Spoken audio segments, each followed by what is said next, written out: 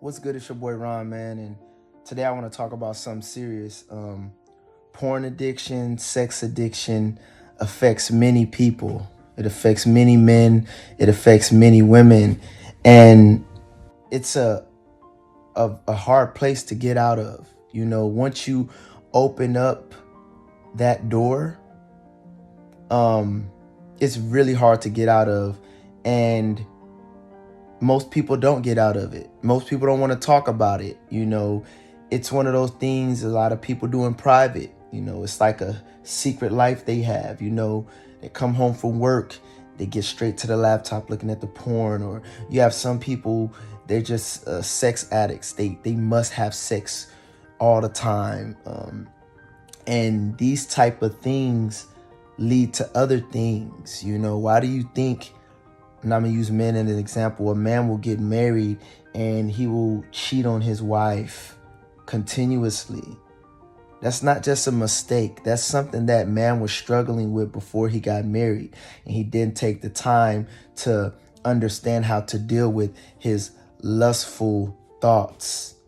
He didn't take the time to learn how to control his sexual energy. But then he gets married and he still had these problems, and now he's cheating on his wife. Same thing with women. That same thing can happen with women. And a lot of times it starts at an early age. You know what I'm saying? You will get exposed to something and then it just kind of carries on into adulthood. And this is how you know when you're deep into this lustful realm is a woman could be eating a hot dog and you'll get an erection. A hot dog, bro. And your mind goes to lustful things because you're so wrapped up into this world. You're so wrapped up into it. Everything is sex. Everything is lust. A woman could sit down in a chair a certain way and you like, ooh. She eating a popsicle. You like, dang, I like the way she licked that. Because you become perverted in the mind. Everything now is so sexual. The music, the TV shows, the apps. You get on TikTok. There's these little fun dance challenges, but these women wearing shorts where their butt cheeks are hanging out and their titties are bouncing around and they're laughing and it's supposed to be fun, but it's like sexual. And your children are probably on there watching TikTok and these women half naked and having fun and laughing. See, people don't understand it goes deep. People like to look at it as, oh, sex is natural. Yes, natural. But the way that we go about it now is not natural. It's not natural to get an erection when you watch a video, but you can't get an erection when an actual woman's sitting in front of you. That's not natural. That's not natural. And that's why it's very important that you control your sexual energy, because if you become a slave to it, your life will not be, it won't be peaceful. It won't be peaceful. You won't know how to have a healthy relationship. Why do you think so many people have the best relationships in the bedroom, but out of the bedroom, they struggle? They struggle. You know why? Because they're so in tune with sex and lust that they don't know anything else outside of that. They don't know how to be a good partner. They don't even know how to be freaks in the bed. But when it comes to talking to your partner about something, y'all can't do it. Y'all can't get over certain issues. But y'all beasts in that bedroom though. And that's what's keeping y'all together. Lust.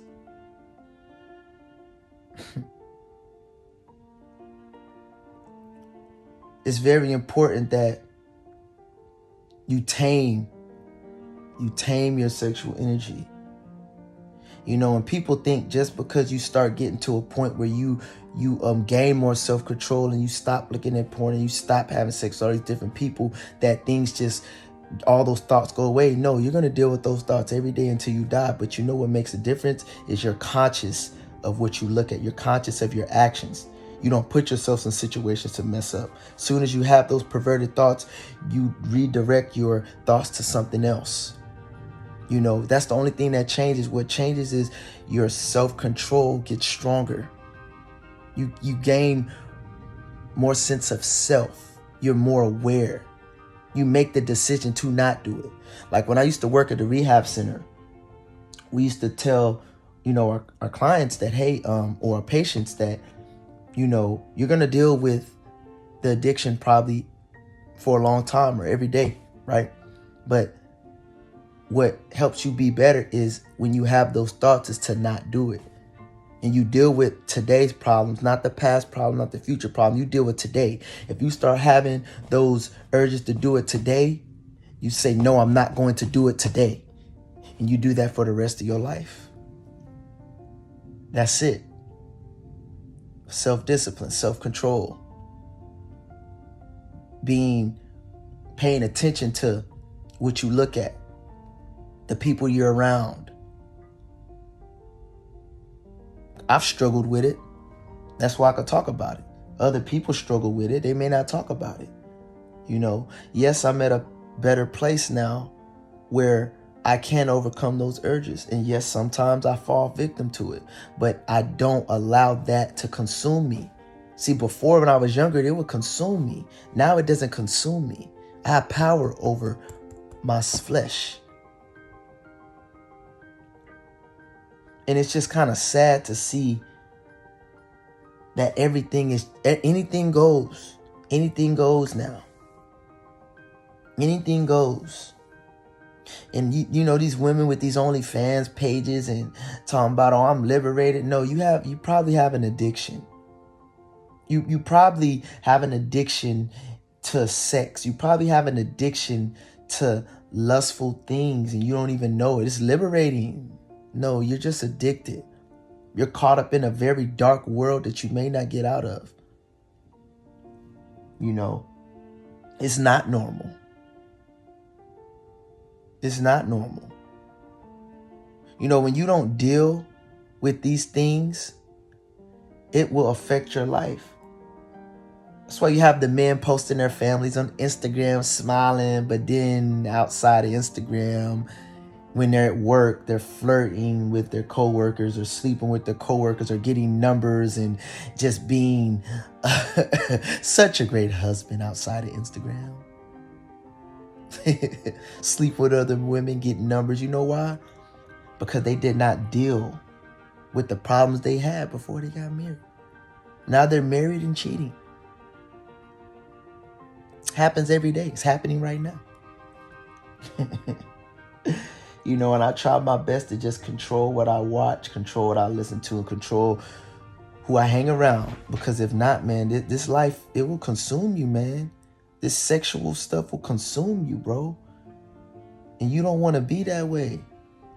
You don't want to get to a point where all you think about is sex, sex, sex, sex, sex. You don't get to a point where you in church.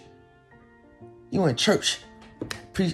Everyone's clapping and you're looking at Cheryl's booty moving her skirt while you clap. Like, that's how bad it can get. That's how bad it can get. You in church, pastor preaching, you looking at somebody's butt.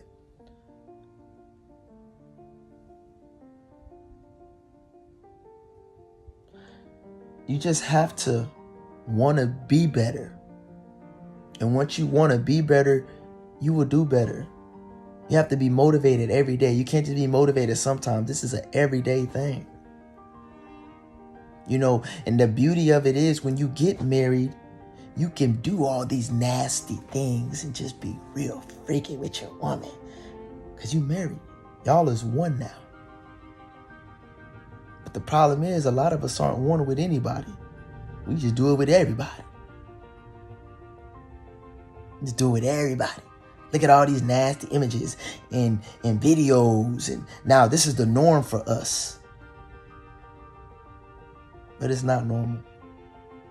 If you're struggling with these things, I'm going to pray for you. Pray for me too, because it affects everybody. It's all about self-control. Overcoming the fleshly desires.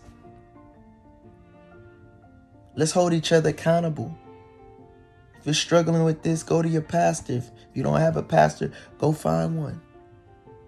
Go to counseling. Do something, therapy, something. Don't let this consume you.